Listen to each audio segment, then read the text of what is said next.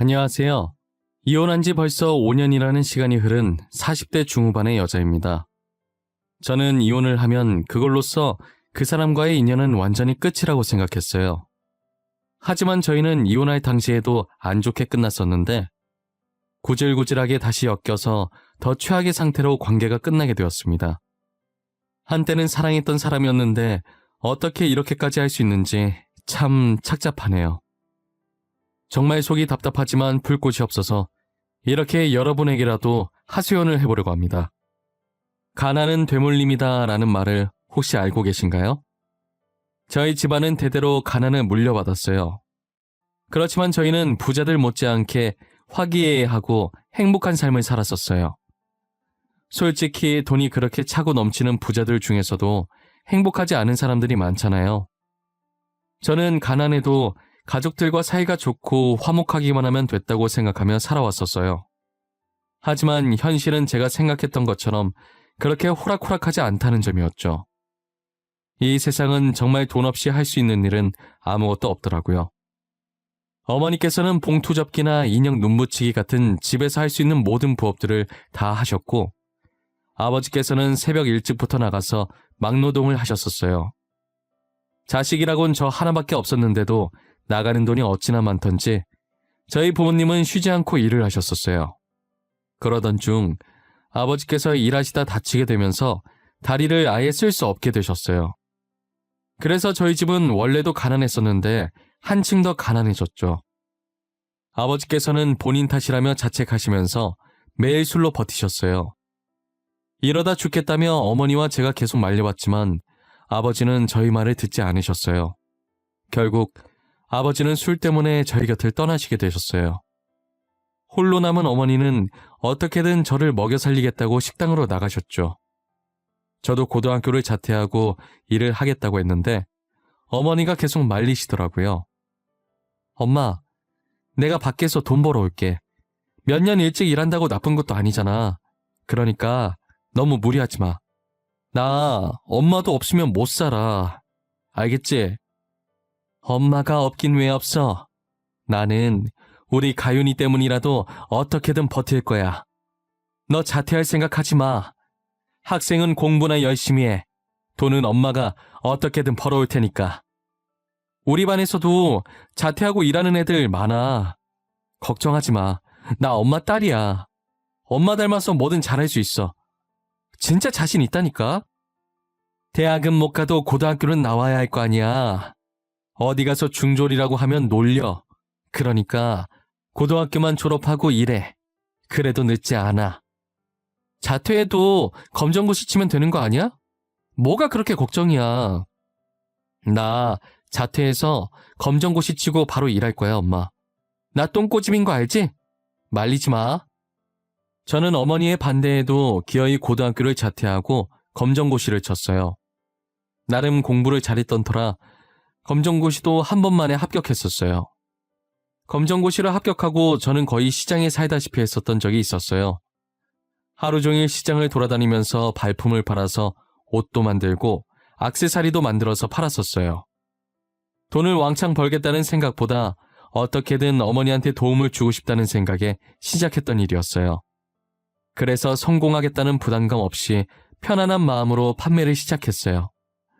사업이 다 그렇듯 처음엔 매출이 미미했지만 제가 성실하게 사는 모습을 보고 동네 사람들이 입소문 내주면서 잘 팔리게 되었어요. 그리고 정말 감사하게도 항상 제가 만든 것을 사러 오시면서 먹을 걸 들고 와서 저를 주시더라고요. 저는 감사하다는 인사를 수십 번 하고 그대로 집에 들고 와서 어머니랑 나눠 먹곤 했어요. 그러던 어느 날 누가 봐도 스타일 좋아 보이는 한 여자가 제가 만든 액세서리들을 한참 보더니 손바닥 위에 한 개씩 올려놓기 시작하다가 손바닥 가득 귀걸이와 목걸이를 들고 와서 계산을 하더라고요.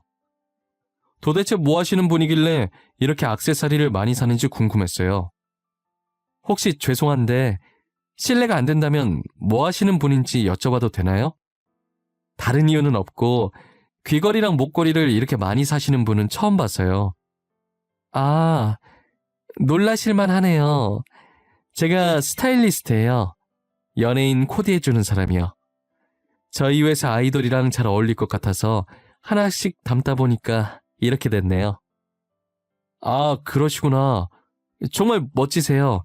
어쩐지 지금 입고 계신 옷도 정말 스타일 좋다고 생각했는데 역시 전문가는 옷 입는 것도 다르네요. 근데 제 실력이 아직 부족해서 연예인이 끼려고 할지 모르겠어요. 어머, 무슨 소리세요? 너무 잘 만드셨는데요? 그러니까 제가 이렇게나 많이 사죠. 패션 공부 같은 건 따로 안 하고 이렇게 만드신 거예요? 네, 일단 뭐라도 팔아보자 하는 심정으로 생각나는 대로 만든 거라서요. 사실 가정 형편이 어려워서 공부할 여건도 안 되거든요. 공부도 안 하고 이 정도 만드신 거면 정말 실력이 출중하세요. 사장님 타고나신 것 같아요. 디자인 공부, 그게 은근 어렵거든요. 여자분이 진심으로 제게 칭찬과 응원을 해주니 힘이 나더라고요. 그 여자분은 한 연예인의 스타일리스트였고 그분이 사가셨던 제 액세서리가 연예인이 착용하고 방송에 나오면서 장사가 잘 됐었어요. 주문량은 많은데 제가 직접 하나하나 손수 만들다 보니 잠잘 시간도 부족하더라고요. 그래서 저는 자는 시간을 아끼려고 항상 커피를 마시면서 안 자려고 버텼어요. 평소처럼 커피를 사서 들고 나왔는데 실수로 어떤 남자와 부딪힌 거예요. 그 바람에 커피를 다 쏟아버렸고 남자 옷이 커피로 물들고 말았었죠. 제가 연신 죄송하다고 고개를 숙이자 남자가 괜찮다고 웃어 보이더라고요. 일단 주문량이 밀려 바쁘기도 하고 현재 들고 있던 현금이 하나도 없어서 남자분에게 번호만 남기고 세탁비 드릴 테니 문자로 계좌 꼭 보내달라고 하고 급하게 집으로 돌아왔었어요. 집에 돌아오자마자 밀린 작업들을 끝내고 잠시 점심 먹으려고 폰을 들었는데 문자가 하나 와 있더라고요. 아까 제가 커피 쏟은 남자였고 세탁비는 괜찮으니 밥 한 끼 할 수 있냐고 물어보시더라고요. 그 문자를 보고 아까 너무 죄송했다면서 밥은 제가 사드리겠다고 답을 보냈어요. 저는 그날 저녁에 작업을 다 끝내고 남자를 만나 같이 저녁밥을 먹었어요. 그 뒤로 남자는 계속 커피 핑계를 대면서 저를 만나려고 하더라고요. 저기 죄송한데 제가 분명히 저번에 죄송하다고 세탁비 대신 밥 샀던 것 같은데 왜 계속 커피 얘기 들먹거리세요? 언제까지 커피 얘기 하실 생각인데요? 가윤 씨, 주변 사람들한테 눈치 없다는 얘기 많이 들으시죠? 내가 봤을 땐 가윤 씨는 정말 눈치가 없는 것 같아요. 저를 몇 번 봤다고 눈치가 없다고 하세요? 저 지금 되게 기분 나쁘려고 하네요. 저희 3번밖에 안 만난 사이거든요? 제가 가윤 씨한테 관심이 있어서 커피 핑계대고 만나는 거였는데 몰랐잖아요. 안 그래요? 그러니까 눈치 없는 거 맞죠? 어떻게 모르지? 만나면 그렇게 티를 내는데. 네? 저를요? 저를 왜... 에이, 거짓말 치는 거죠. 이런 장난 치지 마요. 저 순간 진짜인 줄 알고 놀랬잖아요. 진짠데? 왜 안 믿지? 저 가윤 씨 처음 봤을 때부터 관심 있었어요. 그래서 그때 밥 먹자고 한 거였는데. 저는 먹고 살기 바빠서 결혼은커녕 연애 생각도 없었어요. 그런데 이 남자를 만나면 웃음 코드가 비슷해서 그런지 늘 재밌고 행복했어요.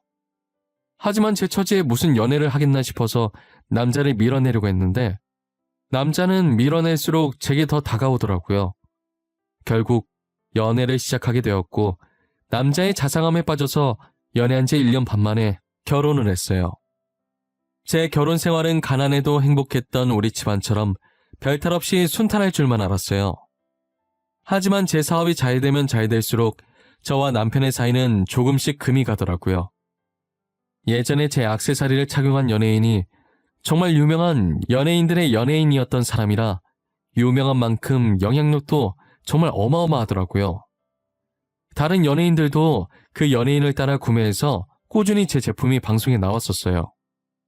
저는 갈수록 치솟는 주문량에 집에서는 작업이 도저히 안 될 것 같아서 한 오피스텔을 임대하고 직원도 2명을 뽑아서 사업을 조금 확장했어요.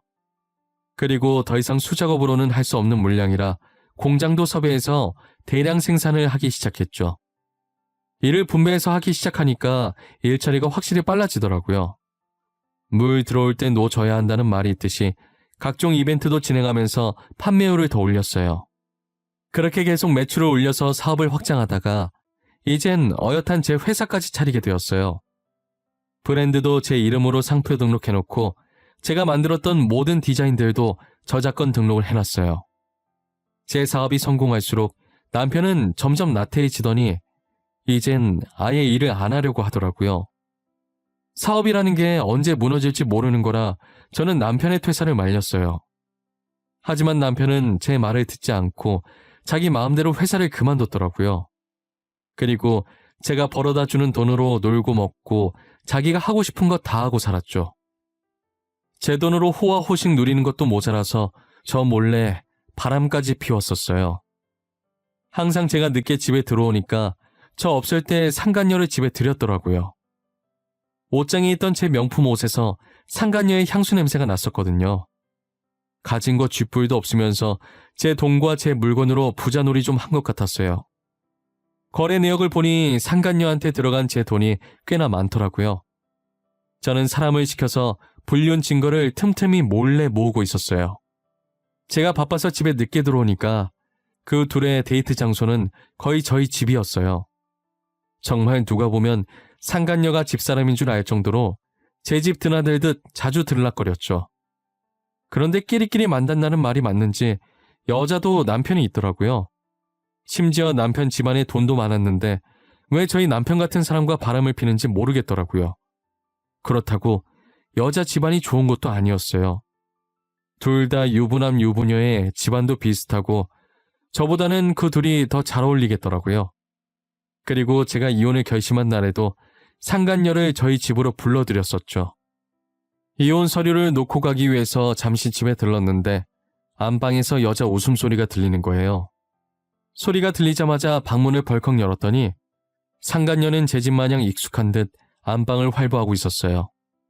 그것도 옷장에 걸려있던 제 옷을 걸친 채로요. 문이 열리는 소리에 남편과 상간녀는 제 쪽을 쳐다보더니 얼굴이 새하얘지더라고요. 여보, 그게 이거 오해야. 일단 내 말 좀 들어봐. 내가 다 설명해 줄게. 이게 어떻게 된 거냐면 말이야. 됐어. 나도 다 알고 있었거든. 이미 증거들도 많이 가지고 있고 더 이상 변명할 필요 없어. 오늘 이혼 소송 접수할 거야. 그러니까 이제 이 집에서 나가줄래? 여보, 잘못했어. 다신 안 그럴게. 내가 잠시 미쳤던 것 같아. 나 당신밖에 없어. 내가 사랑하는 사람은 당신뿐이야. 입에 발린 말 하지 말고 저 여자 데리고 나가. 어떻게 저런 여자랑 바람을 피냐? 자존심 상하게. 차라리 돈 많은 여자를 만나던가. 상간녀 소송했는데 위자료 받을 수 있을라나 몰라. 상간녀 소송이요? 안 돼요. 제발 소송 취하해주세요. 제가 이렇게 부탁드릴게요. 저희 가족 알면 진짜 기절해요. 한 번만 봐주세요. 네? 그러게. 남편도 있으신 분이 왜 그러셨어요? 처음부터 이럴 각오하고 바람 피신 거 아닌가? 자기 가정 깨지는 건 안 되고 남의 가정 깬 건 괜찮은가 봐요? 남편분도 부자더만 왜 그러셨대? 뭐? 너 남편 있었어? 나한텐 아직 결혼 안 했다고 했잖아. 나보고 이혼하고 자기랑 결혼하자고 할 땐 언제고. 그걸 믿은 사람이 바보 아니야? 그리고 당신이 절대 들킬 일 없다며. 근데 이게 뭐야? 집사람이 증거 모을 동안에 당신은 뭐 했어? 너네 싸울 거면 밖에서 싸워.